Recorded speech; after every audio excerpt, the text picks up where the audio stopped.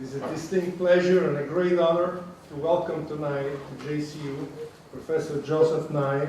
Professor Nye is one of the leading and most influential political scientists of the past decades. Indeed, in 2009, a poll of international relations scholars listed him as one of the most influential political scientists in the past 20 years and the most influential on American foreign policy. He's also a very popular teacher. He will lecture today about his most recent work, Is the American Century Over? I'm sure we're going to learn a lot and think a lot, so ladies and gentlemen, join me in welcoming Professor Joseph Nye and thanking him for being here. Thank you.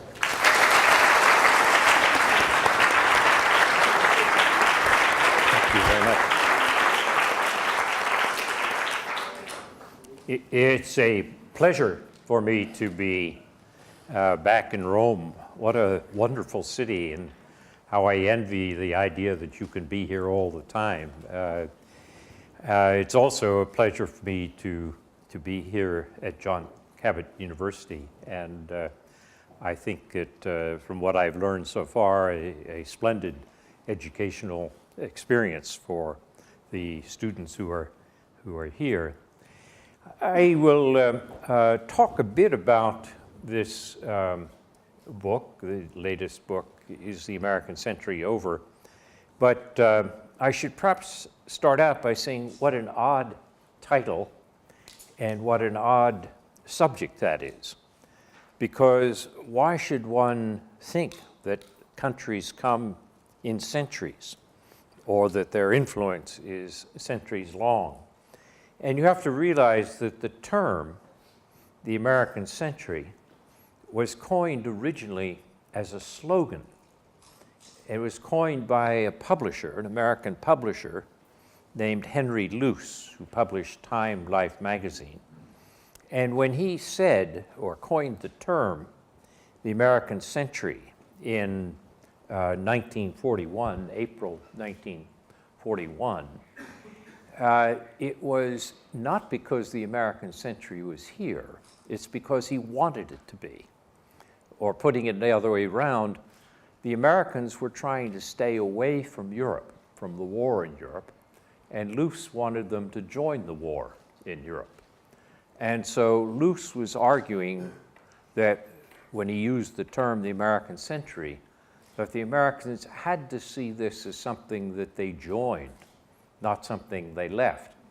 Now, if you think of that, you realize what an odd phrase or term it is.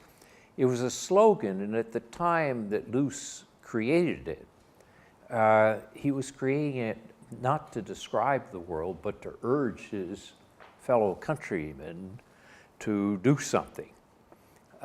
In fact, if you look back historically, the United States had become the largest economy in the world about 1900. And then, but it didn't do that much. In 1917, it did, for the first time, send millions of troops to Europe and help to tip the balance of power in the First World War. But then it went back home. And in the 1930s, particularly, it had a virulent isolationism of resisting the idea that it had a responsibility in Europe or in the world. And it was a period where if you talked about the American century, you would have been thrown out of Washington. Franklin Roosevelt, who was one of the most persuasive of American presidents in terms of his ability to communicate with the American people, Franklin Roosevelt tried many times to persuade the Americans to become involved in the preparations for what became World War II. And he became convinced after 1938 that Hitler was indeed a threat to the world and that the United States had to do something about it, but he couldn't persuade the American people they should do anything about it. So despite his reputation as one of our greatest orators, And despite his efforts to persuade the American people that they should be involved, he was unsuccessful. It wasn't until the Japanese attacked the United States at Pearl Harbor and Hitler made the mistake of declaring war on the United States in solidarity with his Japanese allies that Roosevelt was able to get the United States into the war in Europe. So if you want to ask when did the American century start, if you believe that it's when the Americans became the largest economy, starts in 1900. If you believe it's the first time the Americans tipped the balance of power in a war, it would be 1917. If you believe it's when Henry Luce said we ought to do something about this, it's 1941. But I would say the right time to start it is in 1945 or 6, when the United States realizes that it can't go home again. That when the United States decides it has to keep troops in Europe, when Britain is too weakened by World War II to be able to maintain its presence in the Eastern Mediterranean, resisting Soviet aggression in Greece and Turkey, and President Truman declares what's called the Truman Doctrine, which essentially is that we will step in where Britain can no longer hold the balance of power. That probably is when the American century starts. If by the American century you mean the period in which the United States becomes crucial to the balance of power. And the creation of NATO in 1949 is unprecedented because it means that unlike earlier periods when Americans bring their troops home again, in fact, those troops are still there to this day. So that's different, different from what we saw earlier. So I would say that just speaking as an analyst, rather than as an advocate, which Henry Luce was, that yes, the period since about 1946 or 49 has been a period in which the United States has been central to maintaining a global balance of power. Now, that may be good, it may be bad, but I'm just describing it analytically as a condition. Now, the question is that over, or are we seeing the end of it? And there are many people who say yes, that it is over. And there's a view among some that the United States is in decline, and that this is the beginning of the end. And some people date this from the recession of 2008. Others date it, some of the Republican opposition dates it from the Obama presidency, saying that he's been a weak president, this is the beginning of the end. And there are all sorts of things you can read that will make this argument. But before you accept that, I should point out to you that Americans have a long history of believing they're in decline. And so don't take too seriously the fact that a public opinion poll that was taken in 2008 or 2009, in which Americans were asked, is China about to pass the United States and become the leading country in the world? A majority of Americans said yes. But it doesn't mean very much for the following reasons. As I said, we have a long history of thinking we're in decline. The United States was founded a little bit after John Cabot, but not much after. It was founded by Puritans from England who were going to what became the Massachusetts Bay Colony because they wanted to be better in the way they worshiped God than the unholy English had become. The English had succumbed to graven idols and to high church, and the Puritans said, we are going to secede from the Church of England. we're going to reform, we're going to go to a new world, and in that new world we'll have a pure form of religion. Well, having declared that high standard for themselves, they got to Massachusetts and they found they were human after all, and they were subject to normal sins like anybody, and they began to worry. Were they in decline? Were they able to live up to this artificially high standard they'd set for themselves? So you see early indications of concern about decline as in the founding fathers, if you want, in the Puritans. You also see it in the founding fathers politically, which are the people who started the American Republic, Washington, Jefferson, Hamilton, so forth. And they thought that there was a great danger that they would not be able to keep Republican virtues. They spent a lot of time thinking about the Roman Republic. And they would look back and they say, look what happened to the idea of a republic in Rome.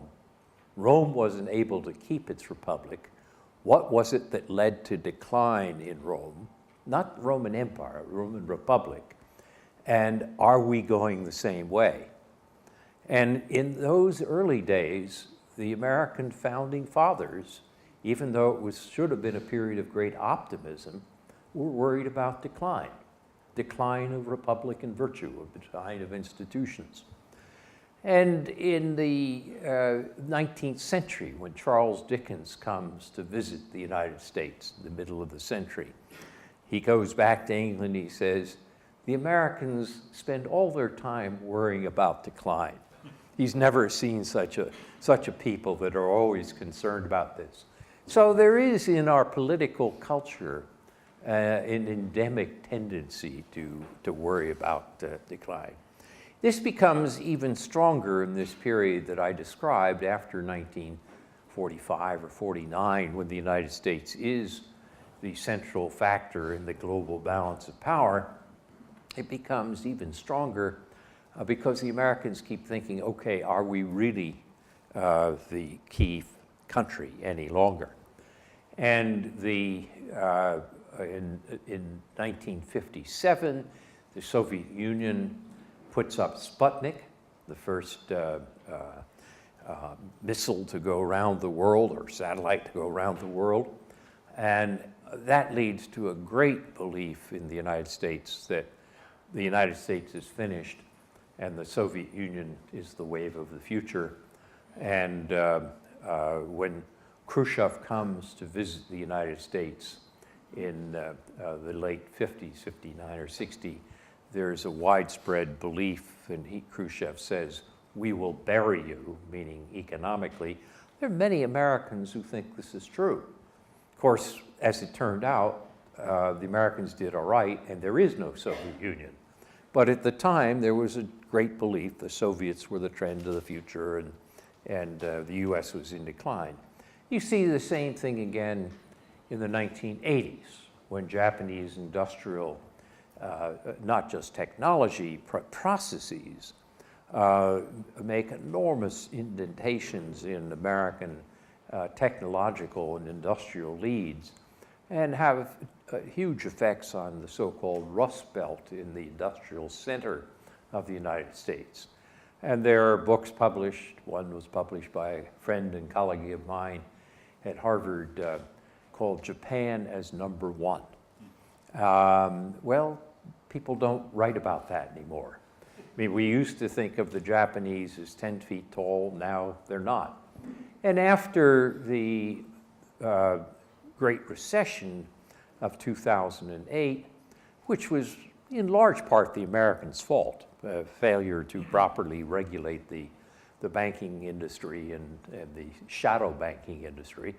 And you had a recession, which was a serious recession in the United States. It spreads elsewhere. In the meantime, China has stimulated its economy with a massive fiscal stimulus. So China is growing at about 10% a year, and the Americans are in recession. Then you get the background for that poll that I described to you, where you ask Americans, Is China about to pass the United States? And the answer for a majority of Americans is yes, if not now, very soon. So we have a history on this of thinking in terms of the American century is over, or the United States is over, in decline. The problem with this is it tells us more about American psychology than it tells you about power. And there is something strange about American psychology, as I just described to you. But if you look more carefully, you'll see that the word decline is a confusing word, because it combines two different things which are not quite the same. One is you might call absolute decline, and the other is relative decline. And absolute decline is indeed what happened to ancient Rome in the empire, I'm now talking about the empire, not the republic, in the sense that the Roman economy didn't prosper from internal purposes, and Rome fell prey to internecine warfare, a series of civil wars, which eventually led it to be weakened to the extent that it couldn't defend itself. So as you all know better than I, Rome declined not because of the rise of a Persian empire or a Chinese empire or a German empire. It declined to hordes of barbarians and its inability to pull itself together internally to defend itself against this. So it wasn't the rise of another that led to the end of Rome. It was internal problems. And that's what you might call absolute decline. Though I might add as a footnote, having just had a wonderful tour this afternoon of the Roman Forum to refresh my history, that if you think about the fact that Trajan, I guess, was the pinnacle of the Roman Empire in terms of its extent geographically, when Dacia or Romania was brought under Roman rule. Between 115 or 117 AD and the final fall of the Western Roman Empire in 476, that's a long time. It's not the American century or the Roman century, it's the 3 centuries. So again, we want to be careful of these arguments about centuries as though one country owns a century. But the point that I wanted to make is that the absolute decline was caused by things which were interior to Rome, not exterior to Rome. And if you ask, is the United States in absolute decline, I think it's hard to make the case. I admit that when you look at the American political process in this election year and listen to Donald Trump, you might say, yes, we are in decline. But to take it more seriously, I don't think we're at the brink of civil war or internecine warfare, other than rhetorical. And if you look at the American economy, it has enormous strength, both in demography. We're the only rich country that's going to keep its position as in the rankings of demographic tables. We're the 3rd largest country in population today, and UN demographers say we will be in 2050. That's not true of Russia, Japan, or indeed of Europe.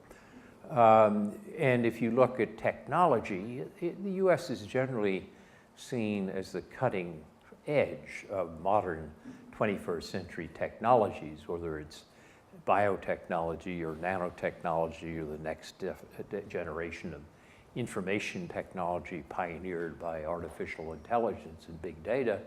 I think most people would say that the US is still at the cutting edge of these things. So the argument that we're in decline like ancient Rome, I don't think fits. So that takes us to the other possible meaning of the term decline, which is not absolute decline, but relative decline. And in relative decline, you can imagine a country that's doing pretty well, absolutely, but somebody else is doing even better. An example of this would be of the Netherlands in the 17th century.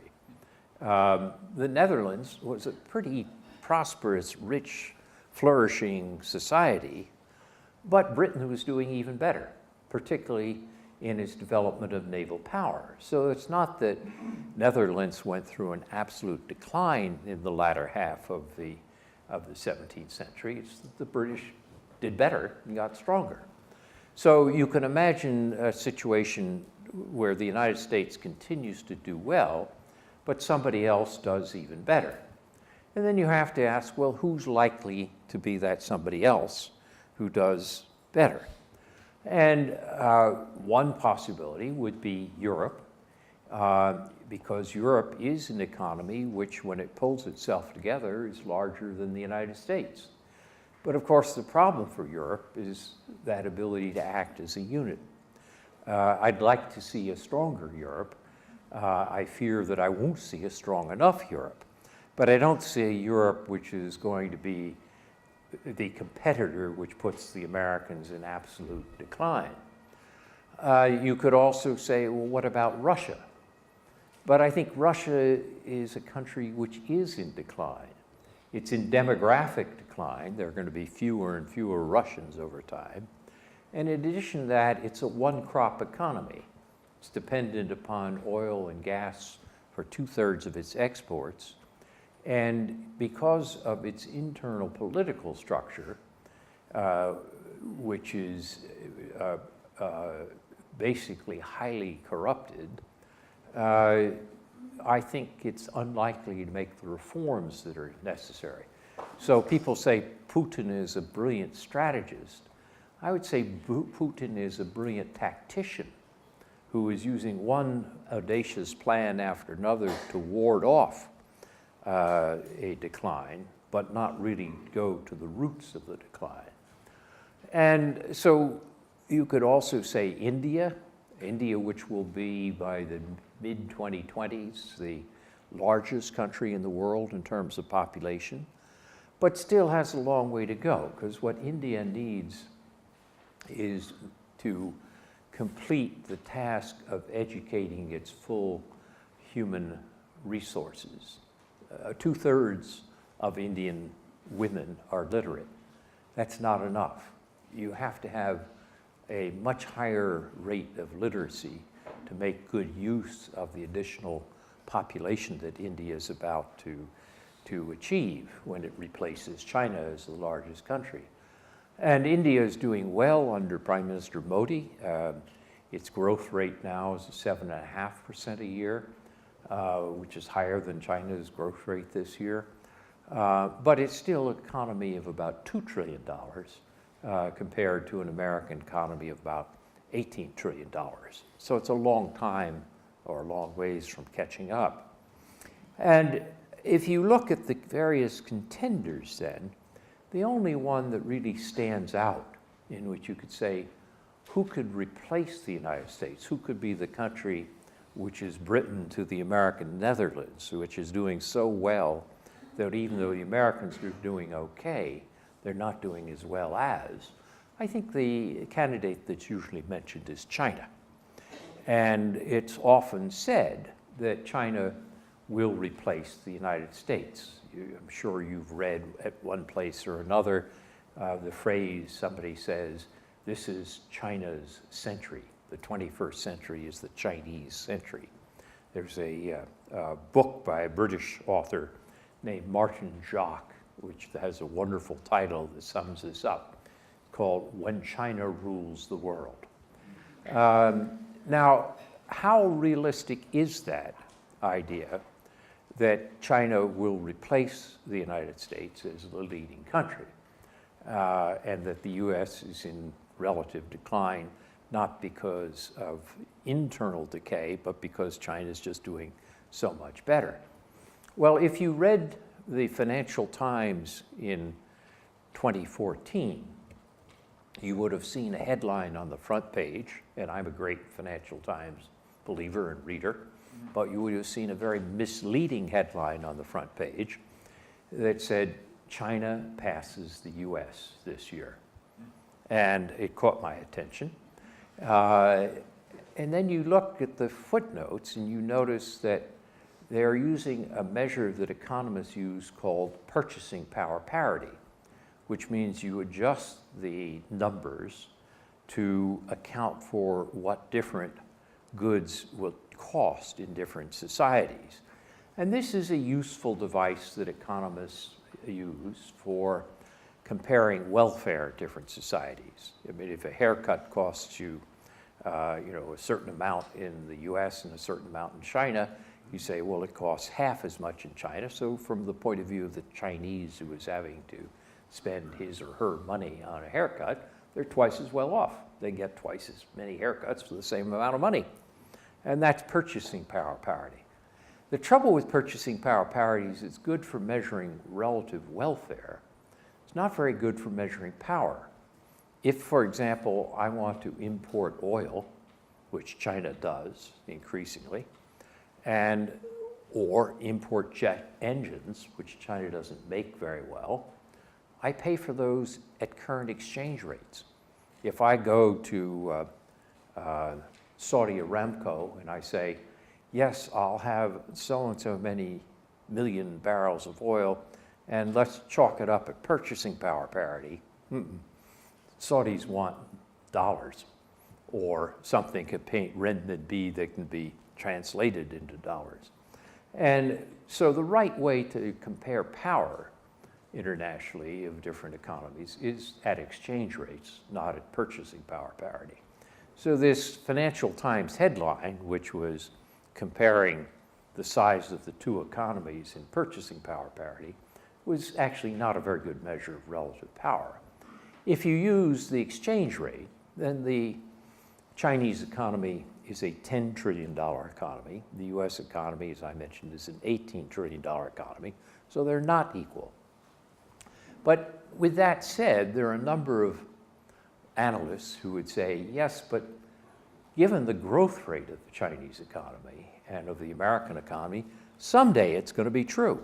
Maybe it's not true in 2014 when this headline was written using somewhat misleading statistics, but it's bound to be true because if you take one growth rate that goes like that, the other growth rate that goes like that, sooner or later they're going to cross.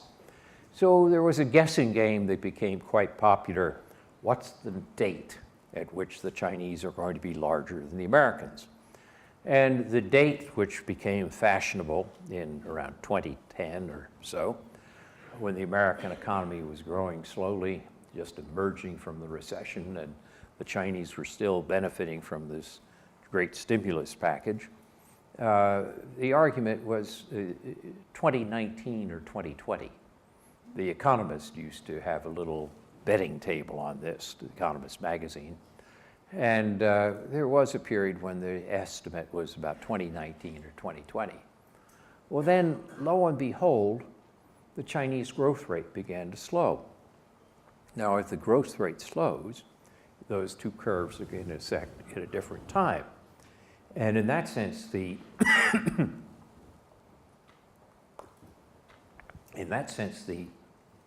date began to slip.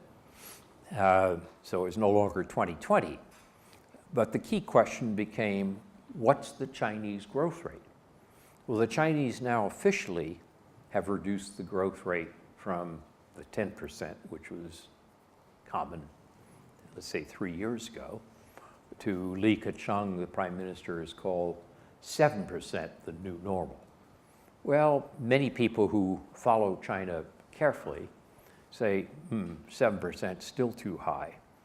And my colleague Larry Summers and Lant Pritchard, my colleagues, published something in which they say, if you look at other economies which have had very high growth rates in the past, you'll see that these growth rates tend to taper off after time. In economist language, they call that regressing to the mean, or putting it in normal English, returning to normal or average. And what you see with rapid economic growth, and remember Japan once had higher than 10% growth per annum, what you see is that countries do very well in the early stages when you pick the low-hanging fruit, but as you have to invest in ladders to get to the higher fruit. Takes a little longer, it's a little bit more expensive, and so forth. So Summers and Pritchett said that if you just take the average of other countries which have had very high growth rates in the past and say, what would you predict as likely for China? The prediction would probably be somewhere around 4% growth. Well, plug that back into this simplistic view of when will China pass the US, and instead of 10% versus 2%, you get 4% versus 2%. Well, then the Chinese economy doesn't become larger than the American economy until the 2040s or something like that, if then. And that's assuming that there are no problems, that China doesn't have any problems. But of course, China has lots of problems. It has a demographic problem, as the Chinese put it. They fear that they're going to become old before they can become rich. It has an environmental problem. They're going to have to start paying the external costs of the high rate of growth they've had. You can barely breathe some days when you're in Beijing. They're also going to have to pay or face problems of political uncertainty. What happens when you have a society which reaches above $10,000 per capita income? In many societies, when people develop a middle class of that size, it becomes difficult to rule them the way they were ruled when it was a peasant society. So China has a number of problems facing it, but leaving all those aside, just taking Summers and Pritchett's average based on the experience of other countries that have had high growth rates in the past, we're not about to see China pass the US in the near term. 2040s, perhaps, but we don't know that. Now, if you then extrapolate that to other forms of power, I've talked about economic power. In military power, the Chinese have been investing heavily in military power, but their military budget is about 1/4 that of the United States. And while they've greatly increased their military capacity in their neighborhood, in the South China Sea and the East China Sea, they're not a global military power on a scale like the US, nor likely to become in the next couple of decades or so. And if you take the third dimension of power, which is in addition to economic and military power, what I call soft power, the ability to get what you want through attraction and persuasion, the Chinese have invested heavily in their soft power, but they haven't got a very good return on their investment.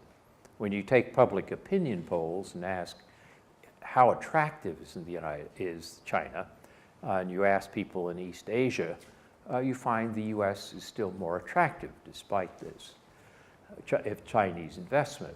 And the reasons are twofold. One is China has a number of disputes with its neighbors. And it's very hard to become attractive in the eyes of another country if you're basically disputing its territory. So China will set up a Confucius Institute to teach the glories of traditional Chinese culture in Manila, capital of the Philippines, and at the same time, another part of China, the People's Liberation Army, Navy, will be using its ships to chase Philippine fishing boats out of Scarborough Shoal, which is 140 miles off the coast of the Philippines. And it's very hard to look attractive in the eyes of Philippines' population if your ships are chasing fishing boats out of territories they think is theirs. So China has a number of territorial disputes with its neighbors, Vietnam, Malaysia, Indonesia, India, so forth. And so that limits its soft power. In addition to that, the authoritarian political system makes it hard for China to develop its soft power even in more distant areas where there are no territorial disputes. And I think that means that we're not likely to see China passing the US in economic power, military power, or soft power in the near couple of decades or so. Let's use the number 2041, because that's 100 years after Henry Luce uttered his statement. It's totally arbitrary, but just for just so that you know, we have some date rather than an indefinite future. Now, you could say, after all this, so what? Who cares? And there are two reasons to care. One is a proposition which is sometimes associated with Thucydides when he explained the origins of the Peloponnesian War, which was when the Greek city-state system tore itself apart. And he said the war was caused by the rise in the power of the Athens and the fear it created in Sparta. And people have often extrapolated that to World War I and say that World War I, when the European state system tore itself apart and ceased to be the center of the global balance of power, was caused by the rise in the power of Germany and the fear that created in Britain. Now, these are very oversimplified propositions which can be debated on their own terms. But it is worth noticing that the people who say that this is going to be the story of the 21st century, that the rise of China is going to cause fear in the United States, which will cause a great conflict. If that were true, we should all be very afraid, because such a dispute, such a conflict between the United States and China, and there are people like my friend John Mearsheimer at the University of Chicago who predicts a conflict between the US and China, that would lead to a worse world, not just for the US and China, but for Europe and everybody else. But fortunately, I think these analogies and predictions or projections based on the analogies are wrong. For example, it's worth noticing that Germany had already passed Britain in industrial production by the year 1900, well before World War I. If the numbers I just gave you, which I try to substantiate in this little book that Federico mentioned, if those numbers are correct, China's not about to pass the US. And if that's true, then there's no reason for the US to succumb to fear. And it also means there's much more time for the US and China to manage their relationship without its breaking down.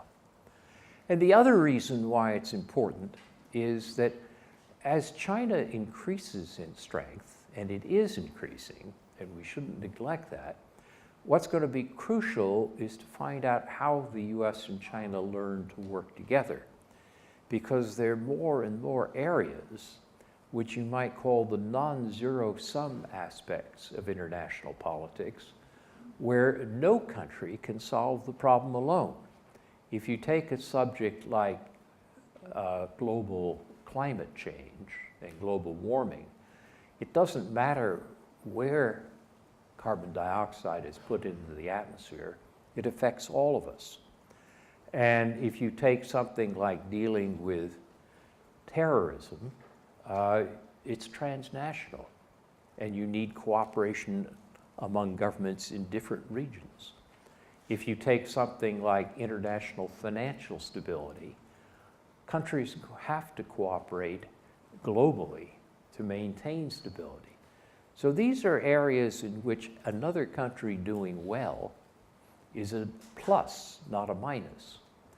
And in that sense, the United States and China are going to have to realize that while there are aspects of their relationship which are competitive and zero-sum, there are other aspects of their relationship which are positive-sum, and in which we have to learn to think of the rise of China as something where we need to think of power with another country rather than power over another country. So in that sense, I think the question of is the American century over has a mixed answer. In the simplistic sense of absolute decline, no, the American century is not over. The Americans are doing relatively well despite their domestic problems. We've always had domestic problems and always will, but are they debilitating us to a degree we haven't seen before?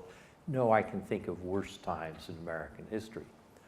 But in relative terms, it's not that China will pass us, It's that as China increases its strength, we're going to have to learn to cooperate with China, along with Europe and Japan and others, to deal with many of these transnational problems, which can't be solved by any one country acting alone. In that sense, any illusion that there's an American century is mistaken. It's going to be a century which requires cooperation among countries. Or as I titled a book that I wrote a decade or so ago, the paradox of American power is that the world's only superpower can't go it alone. It can't solve things solely by itself. So the question, I think, or the answer for the question which I posed in the title of this most recent book is not that the American century is over, but will the Americans learn to adjust their thinking so that they're able to work with others to deal with these new sorts of issues that are coming along? And my hope is that the answer to that question is yes, but it's an open question.